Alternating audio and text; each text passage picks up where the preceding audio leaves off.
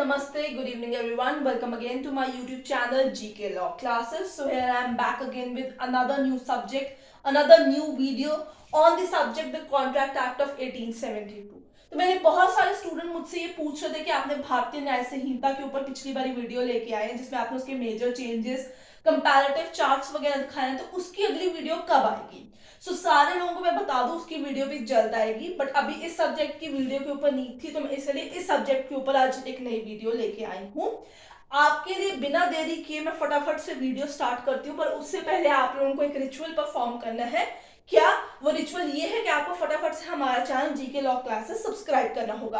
अगर आपको वहां पे कोई भी शॉर्ट वीडियो पसंद आती है तो आप हमारी किसी भी शॉर्ट वीडियो को लाइक कर सकते हैं और अपने और भी दोस्तों के साथ जो गवर्नमेंट लॉ एग्जाम्स की तैयारी कर रहे हैं, यानी लॉ सब्जेक्ट में कोई भी गवर्नमेंट एग्जाम्स दे रहे हैं या आप दे रहे हैं, आपके फ्रेंड दे रहे हैं, तो आप हमारे चैनल को फटाफट से सब्सक्राइब कर लीजिए, क्योंकि हमारा चैनल आपको एक बहुत ही ब्रीफ वे के अंदर एग्जाम्स की तैयारी कराता है वेरियस लॉ सब्जेक्ट्स पढ़ा के।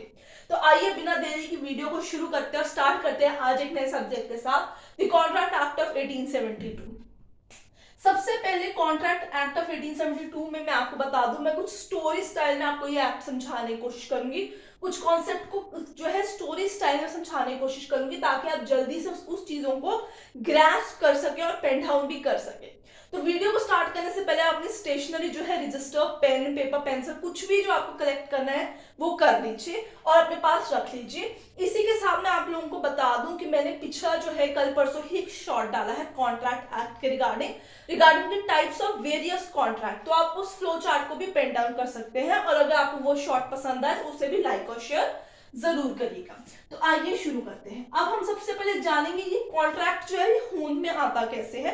So what is the terminology of contract means, but उससे भी पहले हमें एक चीज जाननी होगी, how an agreement is form. ठीक है, सो एग्रीमेंट से ही कॉन्ट्रैक्ट तक बात जाती है इनटू द कॉन्ट्रैक्ट एक्ट। तो इसलिए हमें सबसे पहले इस कॉन्सेप्ट को जो है समझना होगा, व्हाट इज एन अग्रीमेंट। ठीक है स्टूडेंट्स, तो आइए कुछ स्टोरी को स्टार्ट करते हैं। आप सबसे पहले एक पार्टी है ए,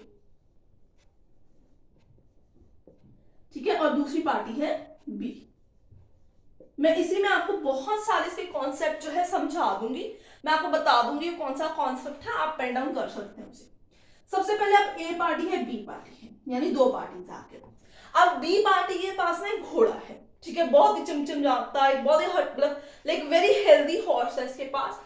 ए पार्टी वो हॉर्स जो है बी पार्टी से खरीदना चाहता है, तो ए पार्टी क्या करता है ना, सबसे पहले एक प्रपोजल सेंड करता है टू द बी पार्टी। ठीक है, उसे प्रपोजल सेंड करता है that I want to buy your horse. Horse का नाम है XYZ, ठीक है, तो वो जो चीज खरीदना चाहता है उस चीज का नाम है XYZ, उस पर्टिकुलर घोड़े का नाम है XYZ। ठीक है, so he will send a proposal to B party कि भाई मैं तेरा घोड़ा XYZ खरीदना चाहता हूं। ठीक है, अब इस चीज में क्या होता है कि यहां पे क्या होता है कि जो बी पार्टी होती है ना, वो जो है अगर उसको ये डील अच्छी लगती है, उसे लगता है जो उसने प्रपोजल भेजा वो मानने योग्य, मैं घोड़ा बेच सकता हूँ ए को, ये मेरे को अच्छा एक प्राइस पे कर देगा, तो वो एक्सेप्टेंस टू प्रपोजल कर देगा। ठीक है, यानी वो उसे यस कह देगा कि ठीक है, I am ready to let my horse purchase by a party. तो अब यहाँ पे स्टूडेंट्स क्या हुआ है, यहाँ पे एक प्रपोजल गया है, उस प्रपोजल को हामी बी पार्टी ने दी है, यानी एक प्रॉमिस क्रिएट हो गया है। ठीक है, what has been created, a promise has been created. अब स्टूडेंट्स क्या होगा, दो पार्टीज हैं हमारे पास, ठीक है, उन्होंने आपस में करार कर लिया, प्रॉमिस कर लिया, वादा कर लिया उन लोगों ने कि मतलब बी पार्टी ए पार्टी को अपना घोड़ा बेचेगा। अब उसमें अगर एक कंसिडरेशन जुड़ जाएगा, कंसिडरेशन यहाँ पे पैसे हो सकते हैं कि ए पार्टी बी पार्टी को मैं तेरा घोड़ा खरीदना चाहता हूं 25,000 रुपए में। ठीक है, यहाँ पे एक अमाउंट जुड़ जाती है जो ए पार्टी बी पार्टी को देगा, किस चीज के लिए कि बी पार्टी ए पार्टी को अपना ये XYZ का घोड़ा जो है दे देगा। So there is a kind of लेन देन बिटवीन द टू पार्टीज, दोनों पार्टीज को फायदा है, एक को घोड़ा मिल जाएगा, एक को पैसा मिल जाएगा। सो जब एक दो पार्टीज जो है उनमें प्रॉमिस बन जाता है और कंसिडरेशन उस प्रॉमिस में जुड़ जाता है, तो वो चीज क्या बन जाती है, वो चीज अग्रीमेंट आपके पास बन जाती है। So student, this is a very important thing to understand. Story इसलिए आपको समझाई गई है ताकि आपको पता चल जाए। Mathematically an agreement means a two party plus a promise has been formed between those two parties and there is a valid consideration that is equal to an agreement. So students, ये चीज आपको जान लेना बहुत जरूरी है। आप ये चार्ट भी बना सकते हैं, ये फॉर्मूला टाइप्स भी लिख सकते हैं। बेयर एक्ट में ऐसा फॉर्मूला नहीं दिया होता है, आपको समझाने के लिए ही इस चीज को मैंने क्रिएट किया ताकि आपको पता चल जाए व्हाट इज एन अग्रीमेंट। अब कॉन्ट्रैक्ट एक्ट में ना हमारे पास दो तीन चीजें होती हैं जिस पे आपको सबसे पहले ध्यान देना है। सबसे पहले तो एक प्रॉमिस बनता है, ठीक है। प्रॉमिस में जब हमने कंसिडरेशन जोड़ दिया, आपका अग्रीमेंट बन गया। अग्रीमेंट के बाद क्या, तो स्टेप 1 डन है, स्टेप 2 डन है, स्टेप 3 आएगा आपके पास। So you have to understand one thing before that agreements become a contract, कि हर कॉन्ट्रैक्ट एग्रीमेंट होता है बट हर एग्रीमेंट कॉन्ट्रैक्ट नहीं होता है। इस चीज को आपको ध्यान रखना होगा। सो ये सिर्फ एक करारनामा हुआ है, ठीक है, बट ये कॉन्ट्रैक्ट कैसे बनेगा, ठीक है। How an agreement will become a contract, now this is important question. तो सेक्शन 2H जो है आपको वो कॉन्ट्रैक्ट की डेफिनेशन देता है अंडर द कॉन्ट्रैक्ट्स एक्ट। वो बताते हैं कि व्हेन एग्रीमेंट, ठीक है, becomes enforceable by law, it becomes a contract, यानी लीगल इनफोर्सिबिलिटी उसमें ज्वाइन हो जाती है, तो वो एग्रीमेंट आपका कॉन्ट्रैक्ट बन जाता है। सो लीगल एनफोर्सिबिलिटी एक एग्रीमेंट को कॉन्ट्रैक्ट की शेप देता है, उसे कॉन्ट्रैक्ट में कन्वर्ट कर देता है। Now student, this has to be understood कि लीगल एनफोर्सिबिलिटी का मतलब ये है कि अगर कोई एग्रीमेंट को तोड़ता है तो दूसरी पार्टी जिसका नुकसान हुआ है वो कोर्ट को अप्रोच कर सकती है। इनकेस अगर उनकी लिखा पढ़ी कॉन्ट्रैक्ट बनी है तो वहां जाके वो कोर्ट को कह सकता है कि भी मेरे राइट्स को इंश्योर कराया जाए, उनको प्रोटेक्ट किया जाए, मुझे लीगल रेमेडी दी जाए। सो जब कोर्ट के द्वारा जाके आप अपने अग्रीमेंट को इन्फोर्स करा सकते हैं, हम उसे कॉन्ट्रैक्ट कहते हैं under section 2H। So this has to be understood in light of these things only. अब सबसे पहले कुछ चीजें जान लेनी बहुत जरूरी है। जब आपको पता चल गया what is a contract, what is an agreement, what is a promise, ठीक है। सो एग्रीमेंट में क्या क्या होना चाहिए, दो पार्टीज, आपका एक प्रॉमिस, कंसिडरेशन साथ में होनी चाहिए। इसके अलावा एग्रीमेंट के अंदर ऑफर और एक्सेप्टेंस होनी भी जरूरी है, यानी एक पार्टी ऑफर करे, दूसरी पार्टी उस चीज को एक्सेप्ट भी करे। सो ये चीजें बहुत जरूरी है। Now will go for another area, another important aspect for the today's video. I hope आपको समझ में आ रहा है, कोई डाउट नहीं है। कोई डाउट है तो आप नीचे कमेंट सेक्शन में मेंशन कर सकते हैं। I am happy to answer your queries. सबसे पहले आप देखिए, इसके अंदर आपको कुछ 2 पॉइंट्स ही मैं समझाऊंगी, वीडियो को बड़ा नहीं रखूंगी आपके लिए।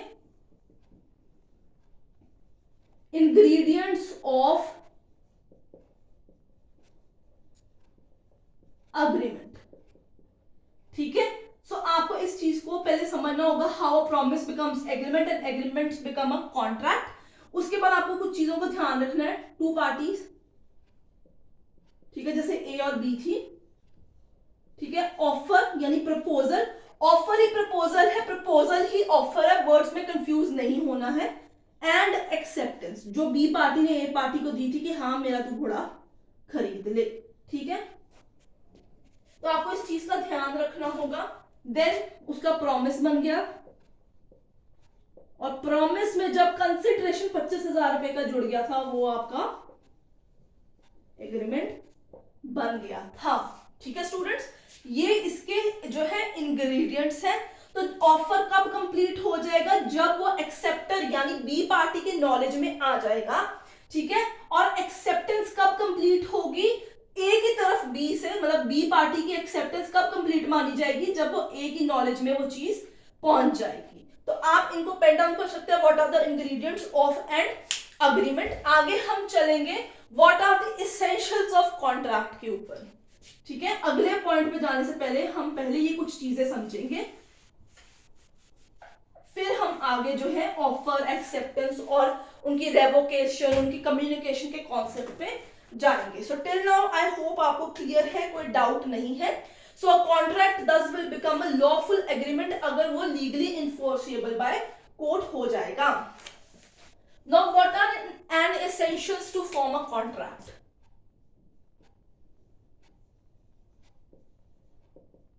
ऑफ वैलिड कॉन्ट्रैक्ट, आप ये हेडिंग डाल लीजिएगा. सो एनी एग्रीमेंट, ठीक है, which is enforceable by law is a contract. ठीक है, what are the essentials of a valid contract? सबसे पहली चीज, एक चीज मैं आपको और बता दूं before we proceed further. Contract आपका अगर 100 रुपए से ज्यादा की अमाउंट का है तो वो लिखित ही होना चाहिए, प्रॉपरली रजिस्टर्ड होना चाहिए, विटनेसेस के दस्तखत और जो दोनों पार्टीज हैं उनके सिग्नेचर्स के साथ. क्योंकि अगर लिखित नहीं होगा तो कोर्ट में आप क्या प्रूफ करेंगे कि आपका कॉन्ट्रैक्ट जो है वो फॉर्म किया गया है. सबसे पहले आपका होना चाहिए फ्री कंसेंट ऑफ पार्टी.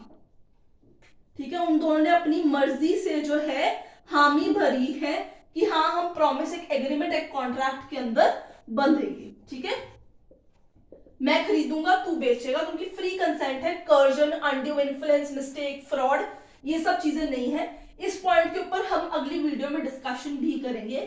ठीक है, कैपेसिटी ऑफ पार्टीज, जो पार्टीज हैं यानी जिसने प्रपोजल सेंड किया, जिसने एक्सेप्ट किया है, उनकी कैपेसिटी होनी चाहिए. कैपेसिटी माने वो 18 साल उससे ऊपर के होने चाहिए, साउंड माइंड के होने चाहिए, डिस्क्वालीफाई नहीं किए जाने चाहिए by any law in the force, मतलब उनके पास राइट होना चाहिए to enter into a contract. फिर आपके पास आता है लॉफुल कंसिडरेशन.